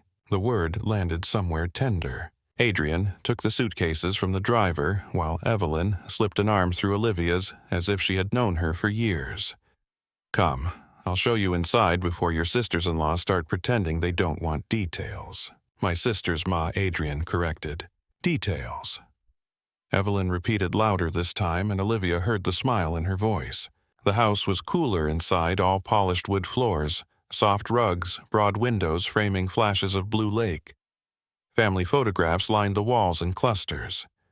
Children on docks, summer dinners, holiday gatherings. A younger Adrian with his arm around a laughing woman Olivia recognized instantly as Evelyn. Another photo with two dark-haired girls flanking him, all three still young enough to think adulthood could be delayed by charm. Olivia slowed in front of one black and white picture near the staircase. Adrian stood beside his father, younger and more severe than the others, both of them in dark suits. There was something in the angle of Adrian's shoulders, even then some early stiffness that made her chest tighten. Evelyn noticed where she was looking. That was his college graduation, she said, her voice gentler than before. His father was proud enough to burst and refused to show it like a civilized person. Olivia smiled softly. He looks almost happy. Almost, Evelyn agreed. Adrian came up behind them with the suitcases and caught the end of it. That is a slanderous interpretation of my face. It is the most charitable one available, Evelyn said. He looked at Olivia then, and the corner of his mouth moved in a way that felt private despite the house around them. She followed Evelyn upstairs to a guest room overlooking the lake blue water cutting through green trees in flashes beneath the afternoon sun. The room itself was large, elegant, and quietly perfect in ways that made Olivia immediately conscious of every inexpensive apartment she had ever called home. Her bag looked modest near the antique wardrobe. Her shoes looked practical on the thick rug. Evelyn set Olivia's purse down on a dressing table and turned back to her. I hope you don't mind having your own room. Before Olivia could answer, Adrian spoke from the doorway. She can stay with me. The words arrived with such calm certainty that Olivia's pulse jumped. Evelyn lifted one perfectly shaped brow. She can survive a few nights under my roof without you hovering. Adrian leaned against the doorframe as if the outcome did not matter to him, which would have been more convincing if Olivia had not already learned the exact shape of his false indifference. I'm not hovering. No, Evelyn said. You are circling. Olivia looked down so no one could see her smile. Evelyn patted her hand. Rest for a bit. Dinner's at 7, just family tonight. When she swept out of the room, Adrian stayed behind. He set the final suitcase down near the wardrobe and turned to face Olivia fully. For a moment, neither of them spoke. Late afternoon light warmed the room gold. The house below hummed faintly with a rival's door's voices, the rhythm of a family preparing to gather. Well, Olivia said quietly, your mother is terrifying in a way I deeply respect. A smile, real this time, touched Adrian's mouth. She likes you. You say that like it's a surprise. It is, he said. She usually makes people earn a second breath. His gaze dropped to her face more slowly than it should have, taking in things no one else would think to notice. The loose strand of hair by her cheek, the way she held herself straight when she was nervous, the flush still high on her throat from the drive. You're here, he said, voice low enough to change the air. I am. His hands came to rest lightly at her waist, not enough to press, enough to steady. I need you to know something. Her heart started beating harder before he said another word. This weekend is not performance for me anymore. She looked up at him. Adrian. No. He searched her face as if he were done letting silence do work that belonged to speech. I know what we said in Chicago. I know we agreed to take this one step at a time. But I am not bringing you into this house as a woman I'm testing out or trying on. I brought you here because you already matter. The honesty in him was becoming almost unbearable. Olivia touched the front of his shirt with careful fingers, the smallest answer she trusted herself to give. You matter too. He kissed her then, softly at first, one hand sliding into her hair, and whatever fear had followed her from the city loosened for one suspended minute. When he pulled back, his forehead rested briefly against hers. Come downstairs in half an hour, he murmured. I want to show you the lake before dinner. He left before she could ask him to stay, and Olivia stood in the center of the room with her suitcase still unopened, and both hands pressed lightly against her own racing heart.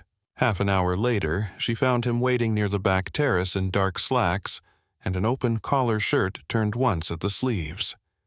Beyond him, the yard rolled down in manicured green toward a private stretch of shoreline where the lake flashed silver blue in the lowering sun. He held out his hand as if it had always belonged there. Olivia took it. He showed her the property without hurrying. The narrow stone path lined with lavender. The boathouse at the water's edge, where he and his sisters had hidden from summer storms as children. The old oak with a swing his father had hung for Nina and never managed to take down because Evelyn liked how it looked. The little garden behind the house where Evelyn still cut herbs every morning herself because she trusted no one with basil. At the dock, they stopped. The lake moved softly against the posts, its surface broken by light, and a breeze that carried the smell of water and cedar. I learned to swim here, Adrian said. Olivia looked at him, voluntarily. He gave her a brief, sideways look. You continue to surprise me by how little respect you have for my dignity. I have respect. It just coexists with curiosity. His hand tightened once around hers. My father used to throw me in from the end of the dock. Said panic was temporary, but lessons learned in panic stuck. Olivia winced. That sounds mildly traumatic. He believed in practical education. And did it work? Adrian looked out over the water. On some subjects, there was enough in that answer to make her quiet. He glanced down at her a second later. What? You miss him. The wind moved between them. Yes, Adrian said the word simpler than she expected. More some years than others. But yes, she watched the lake a moment, then said, I think grief changes weather. Sometimes you stop feeling it in your chest and start feeling it in the room. His gaze shifted to her face, thoughtful and intent. That sounds like something only someone who has lived with it would say. I have. He stepped closer until their joined hands rested between them. "I'm glad you're here." The words should have felt small beside the house, the family, the history embedded in every wall. Instead, they felt larger than all of it. "So am I," she said. His mouth touched hers again, just once, the briefest stolen kiss under the open sky. Then footsteps sounded behind them and a child's voice shouted, "I found them." Sophia's son ran down the path with all the reckless speed of a boy who had not yet learned how dangerous docks could be.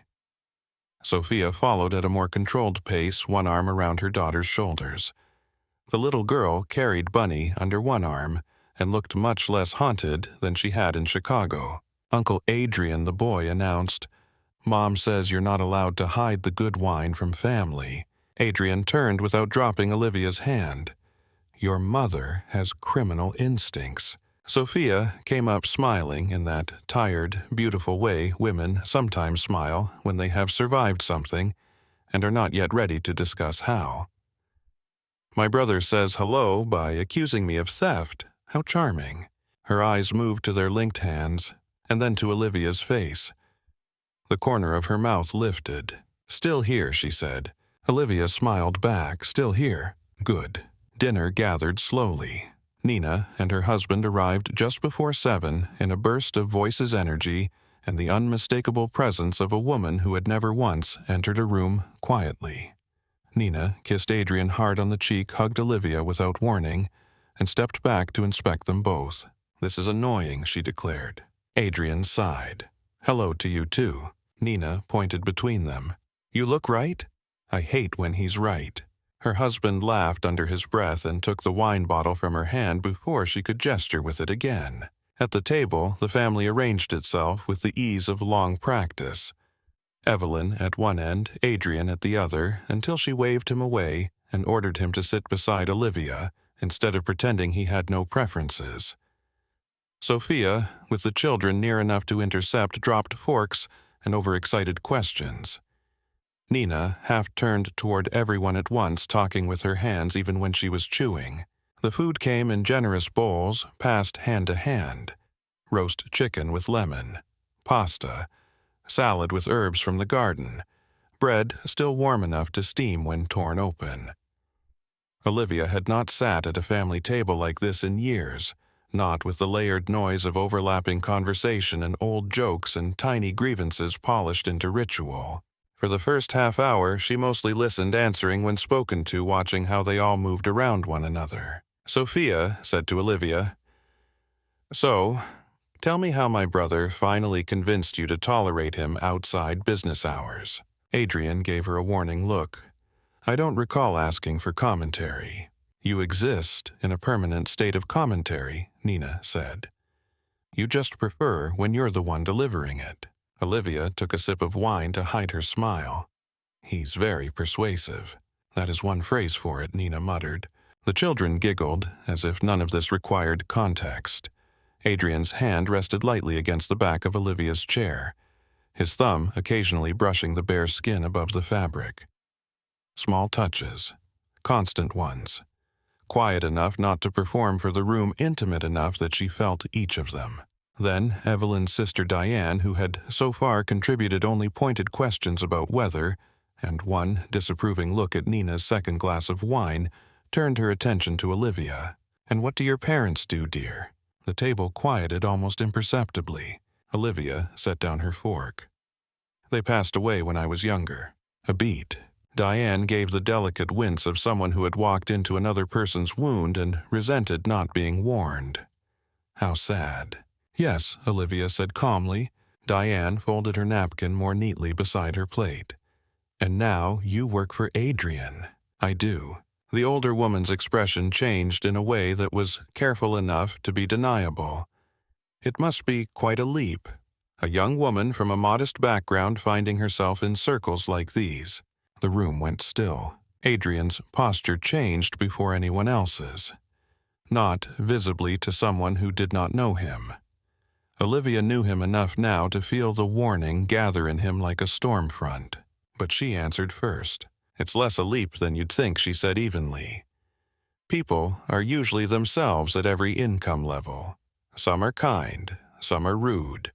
Some ask very personal questions over chicken. For half a heartbeat the silence held. Then Nina made a sound suspiciously like choking on suppressed laughter. Sophia looked down into her wineglass. Even Evelyn's mouth twitched. Diane stiffened. "I see." Olivia smiled softly. "I'm sure you do."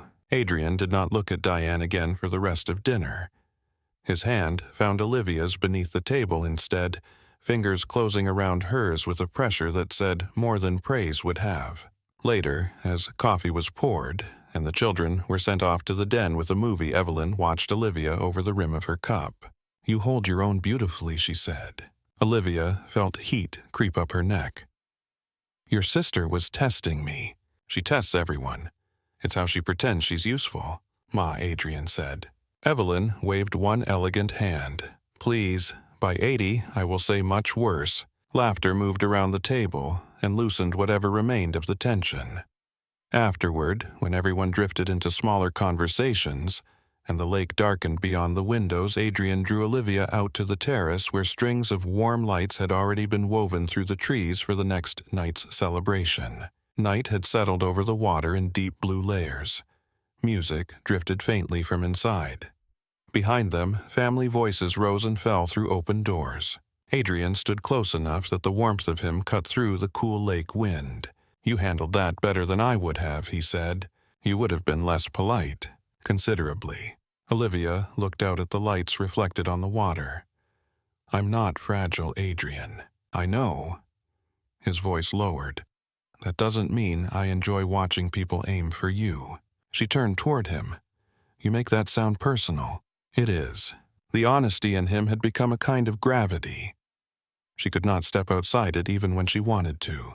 He touched her cheek with the backs of his fingers. "You fit here." The words hit harder than she expected. Because she wanted them. Because some bruised part of her had arrived waiting to feel misplaced. Because the house, the table, the warmth of his mother's embrace, and the easy cruelty of Diane's question had all struck the same deep old fear from different angles. "I don't know if I do," she admitted. Adrian's eyes searched hers. "Then let me say it until you believe me." He kissed her there under the terrace lights, slow and sure, one hand at the side of her neck, the other drawing her closer by the waist. The world narrowed to warmth and lake wind and the quiet certainty of his mouth on hers. When he pulled back, his forehead brushed hers. "You're staying beside me tomorrow," he said softly. I thought that was implied. It was. A pause. I wanted to hear myself say it. The birthday party the next evening transformed the house. By sunset, the backyard had turned into something out of another life. White linen, lanterns hanging from the trees, a jazz quartet near the garden wall, waiters moving with trays of champagne through guests dressed in silk dark suits and old money confidence. The lake beyond it all shimmered under the last light like a stage set built by God with a weakness for drama. Olivia stood in front of her mirror upstairs and tried to remember how breathing worked. The dress Adrian had sent over earlier that afternoon lay against her skin like dark red wine poured into silk. It fit closely through the waist before falling clean over her hips. Not vulgar, not timid, beautiful in a way that made her think of women in old films who always seemed to know exactly what men would lose over them. She had pinned her hair up because he had once told her he liked seeing the line of her neck. A knock sounded at the door. "Come in." Adrian stepped inside and stopped. For one suspended second, he did not move at all. He wore black, of course. Black suit, white shirt, no tie. The simplicity made him look even more formidable, all hard lines and dark heat. But it was his face when he looked at her that took the air from her lungs. "Olivia," he said. Her hands tightened around the small clutch she was holding.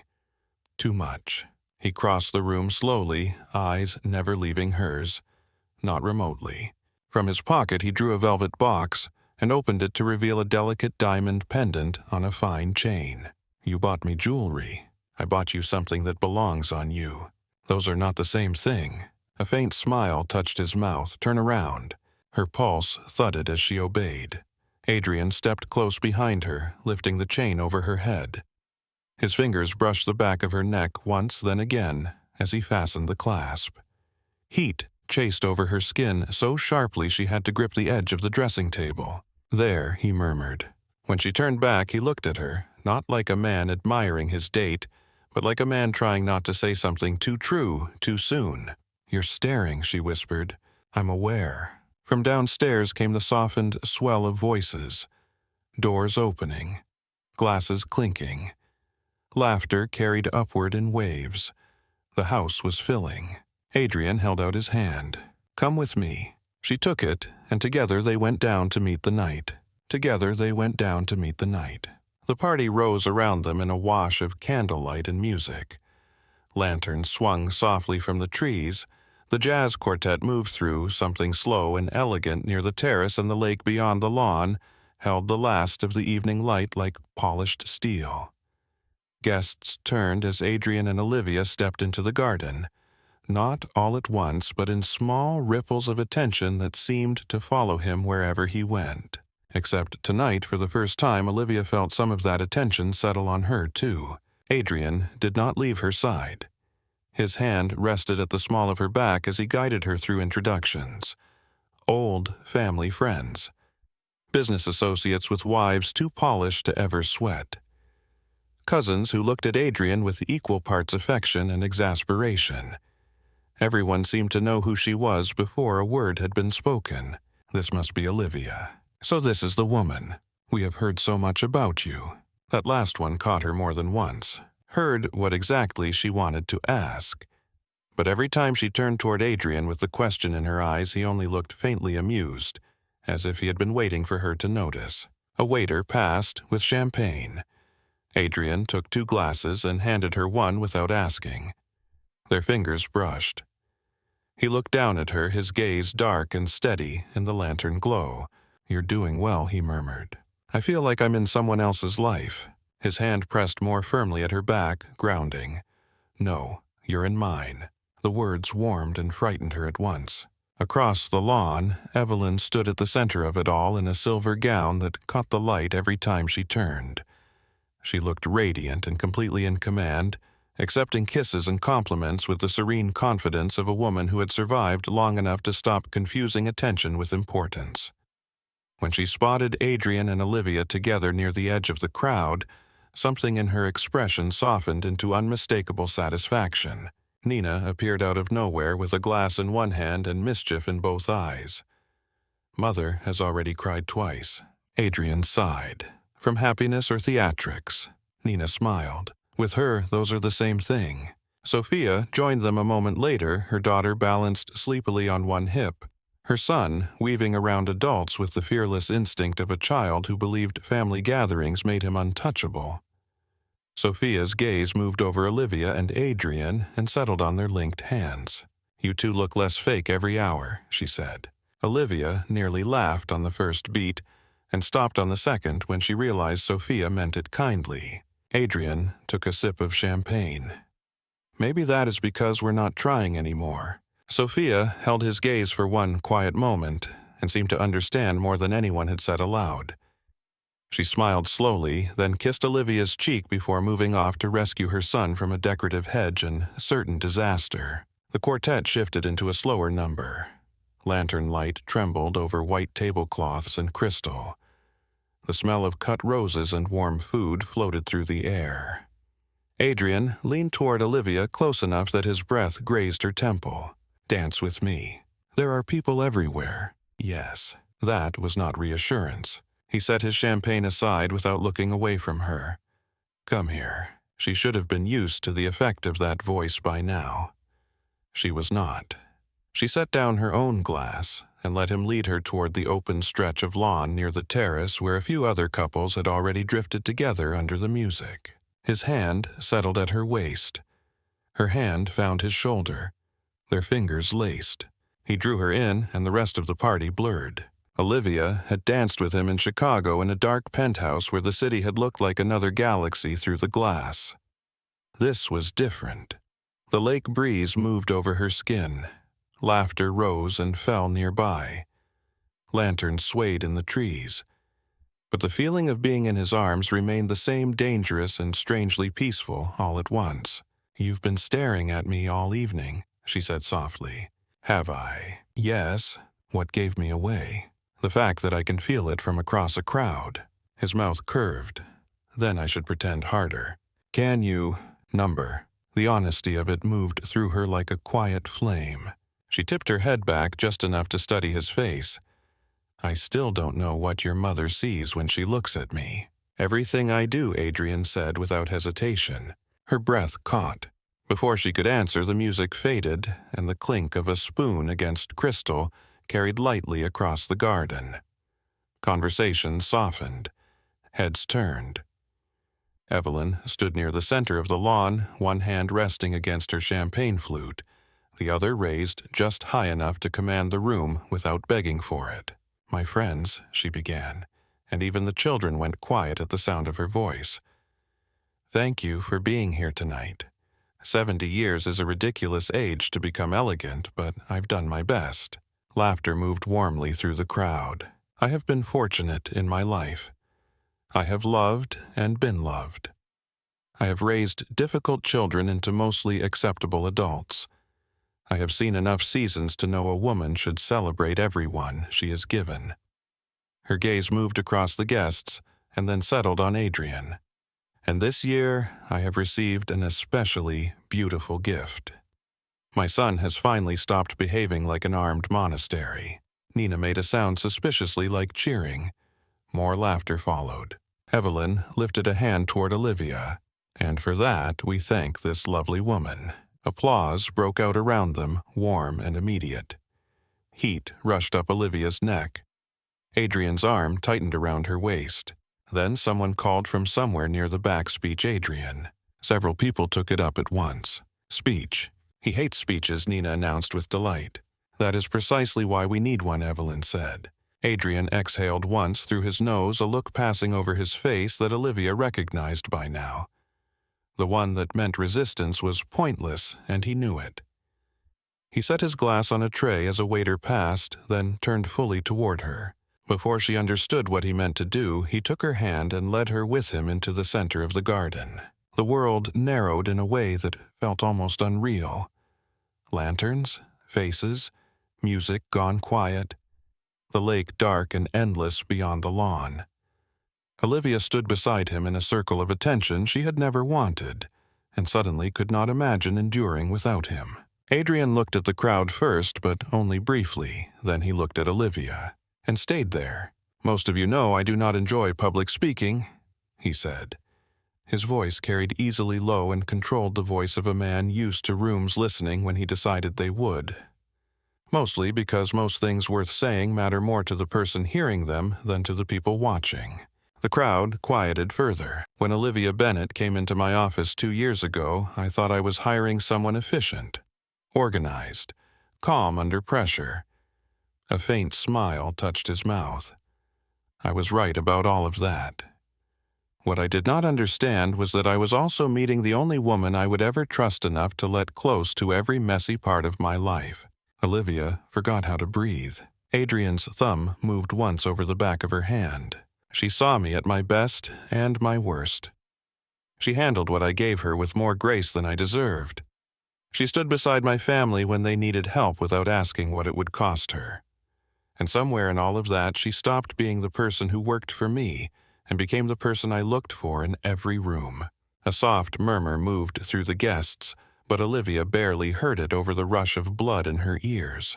Adrian's gaze never left her face. "I asked her to help me sell a lie," he said more quietly now. What I did not say then, because I was a coward and called it caution, was that I had already been in love with her for longer than I knew what to do with. The words hit her so hard her vision blurred. A sound rose somewhere in the crowd. A startled laugh. Evelyn's hand over her mouth. Nina making absolutely no effort to hide that she was crying. Adrian took one half-step closer. "Olivia," he said, and now nothing in his voice belonged to the room around them. "I love you. Completely. Without reason, without restraint, and without any wish to be saved from it." If there is a future in me worth having, it belongs with you. Tears spilled before she could stop them. She hated crying in public. She hated it.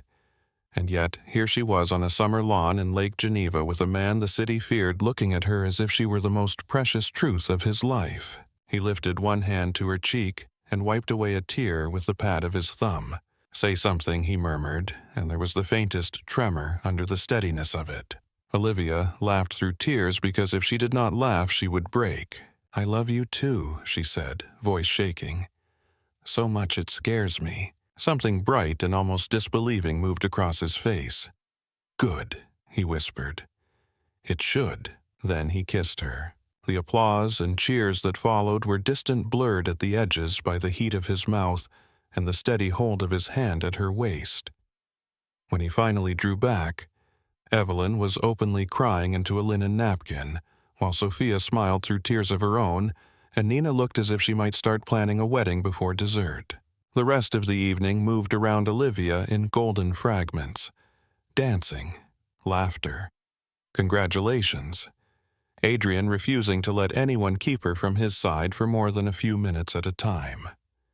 At some point, he fed her a bite of cake under the table, like they were the only two people left awake in the world. At another, he stood behind her with his arm wrapped low around her waist, while Evelyn showed them old family photographs on her phone and commented mercilessly on Adrian's hair at 17. By the time the last guests began to leave and the quartet packed away the final notes of the night, Olivia's cheeks hurt from smiling, and her heart felt too full to fit inside her body. Adrian walked her upstairs himself. Outside her room, the house had gone mostly quiet. Somewhere down the hall, a door closed softly. The lake beyond the windows was black now, lit only by strips of moonlight and the distant shimmer of boats. He stopped in front of her door and looked at her for a long moment, as if the sight of her still in that dress, still wearing his pendant, still flushed from the night, was something he was trying to memorize. "You all right?" he asked softly. She laughed under her breath. "No, but in a way I think I want to stay." His hand came to rest at the side of her neck. That speech was not for the room. "I know. This weekend is not temporary. I know." He kissed her once, slow and deep enough to make the floor feel less certain beneath her feet. When he pulled back, his forehead rested briefly against hers. "Sleep," he murmured. "You say that like either of us will." A low laugh left him. "Fair." He started to step away. Olivia caught his wrist. "Adrian." He looked at her. "Thank you for telling the truth." Something in his face softened in a way she thought might ruin her for every other expression a man could make. "I should have done it sooner." She shook her head. "You did it when you could." He kissed her forehead and left before she could ask him not to. The drive back to Chicago the next afternoon was quieter than the one that had brought them there. Not awkward. Full. The kind of quiet built on too much having already been said to require constant proof. Olivia sat angled toward the window, one hand tucked into Adrian's, watching the lake recede behind them into strips of blue and green. Every now and then he lifted her joined fingers to his mouth and kissed the back of her hand as if it were no more remarkable than breathing. At one point, somewhere past the state line, she said, "What happens now?" He did not pretend to misunderstand. At work. In the city, in reality. He studied the road ahead. "Whatever protects you." She turned toward him. "And what do you want?" A small pause. "I want not to hide you," he said. "But I will not make your life harder so I can feel honest more comfortably." The answer moved through her like relief. Back in Chicago, real life did not wait politely for romance to adjust. Monday arrived with inboxes, meetings, and reception staff very carefully not asking questions they absolutely wanted to ask. Adrian kept his word. In the office, he was composed, professional, impossible to read to anyone but her. But the private moments became their own current under the day. His hand brushing the small of her back when no one was looking. The way his voice changed on her name when the door to his office clicked shut. The texts that arrived 10 times a day for no practical reason at all. "Have you eaten? You left your notebook in my office. I can see you through the glass, and this is becoming a problem. At night, he took her out into the city as if he were learning it again with her beside him. Quiet dinners in places with no photographers. A jazz bar in River North where he sat with one arm along the back of her chair and watched her laugh like it was his favorite private vice. Walks along the river after dark. Sunday mornings in his penthouse kitchen with him making espresso and Olivia leaning against the counter in one of his shirts trying to remember when exactly his home had started feeling less like borrowed luxury and more like a place she could exhale. He met Mia 3 weeks after the lake. Olivia had expected suspicion and got something closer to cross-examination. Mia, thinner than she should have been but bright-eyed and impossible to charm, cheaply looked Adrian over, from polished shoes to expensive watch, and said, "So this is the man who has my sister forgetting to text back." Adrian took the hit without blinking. "That sounds unlike her," it is Mia said, which suggests severe distraction. Olivia wanted to die quietly on the spot. Adrian only smiled. He won Mia over slowly, which was the only way that would ever have mattered. Not with money. Not first. With presence. With the fact that he drove them both to a specialist appointment and sat in a hard plastic waiting room for 2 hours without once checking how much time it cost him. With the way he listened when Mia talked about treatment like she was a person, not a problem. By the time he quietly arranged for a second consult with one of the best specialists in the city, Mia was already half gone. 6 weeks after the party, Adrian took Olivia to a small Italian restaurant tucked on a side street where the windows were dim, and no one important ever seemed to come in unless they were trying not to be recognized. He looked too calm. Olivia set down her menu. "What?" One brow lifted. "That is an aggressive opening. You have a face you wear before saying difficult things. I have many faces. This one is the problem." A smile threatened and then disappeared. Adrian reached across the table and took her hand. "There's something I never told you," he said. Her pulse changed. "When I asked you to come to Lake Geneva," he continued, "the lie was real enough. My mother did think I was seeing someone, but that was not the real reason I asked you." Olivia held his gaze and waited. The restaurant sounds blurred softly around them. Glasses, cutlery, quiet conversation from strangers whose lives did not matter in this moment. Adrian's thumb moved over her knuckles. "The truth is, I was already in love with you," he said. "I had been for months, maybe longer. I just did not trust myself enough to say it cleanly. I told myself if I could have 1 week with you, even under false terms, I would get it out of my system." Olivia stared at him. His mouth curved, tired and self-aware. That was, in retrospect, extremely stupid. A laugh broke out of her before she could stop it, tangled with tears so fast she hardly knew which came first. "Adrian, I know. You absolute idiot. That is also fair." She shook her head once, overwhelmed by the reckless tenderness of him. "I thought I was the only one being ruined by that arrangement." His gaze deepened. "No, sweetheart. I was ruined long before the paperwork." The endearment undid something in her. He reached into his jacket and took out a small velvet box. Olivia's breath caught. "What are you doing?" "Not proposing," he said. "Yet." He opened the box.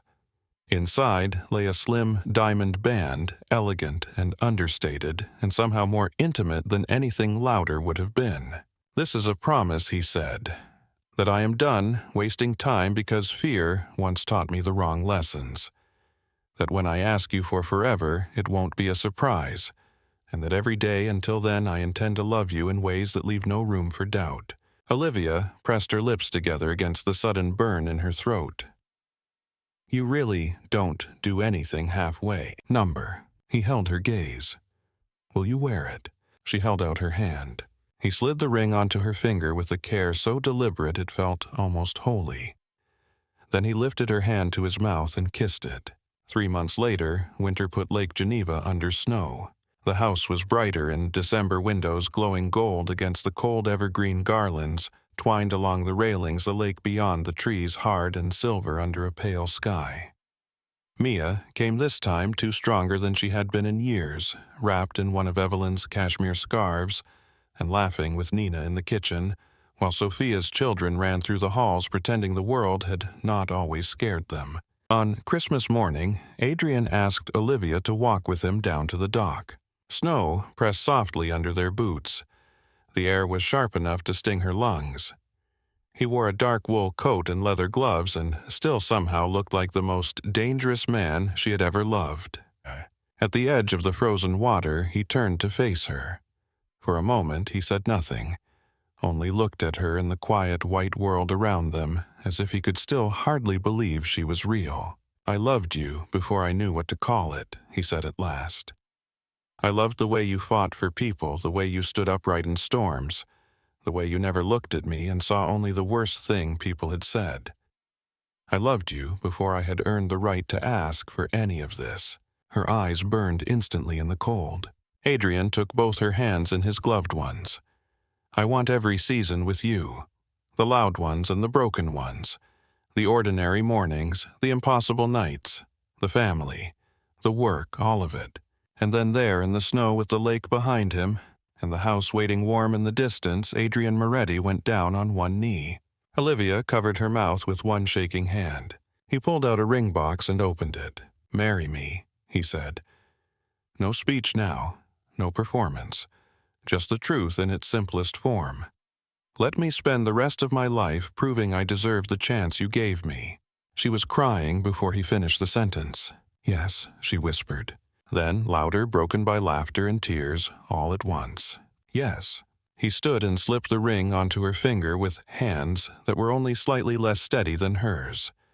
Then he gathered her into his arms and kissed her in the cold until the world blurred at the edges, and all Olivia could feel was joy, deep and bright and impossible.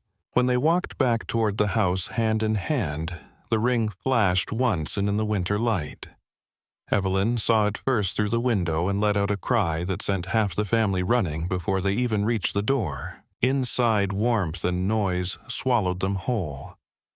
Nina screamed, Sophia cried, Mia threw her arms around Olivia, and then Adrian in the same breath. Evelyn took Adrian's face in both hands exactly as she had on the front steps that first day, and said with tears shining openly, "Now I knew it." "Of course you did," Adrian said. Later, when the house had quieted and the fire burned low, and Olivia sat curled against Adrian on the long sofa with her hand turned, so the ring caught the light, he kissed her temple and said softly, "Best strange request I ever made." She smiled against his shoulder. What started as a lie, she murmured, turned out to be the truest thing either of us had. His arm tightened around her. Outside, snow fell over the lake. Inside the house held family warmth, laughter rising from another room, and the steady beat of a future that had once seemed impossible. Olivia looked up at the man beside her, the one who had changed her life with one impossible sentence on a rainy Chicago night, and thought that sometimes love did not arrive gently. Sometimes it looked you in the eye and said, "Starting today, everything changes." And sometimes, if you were brave enough to say yes, it changed into forever.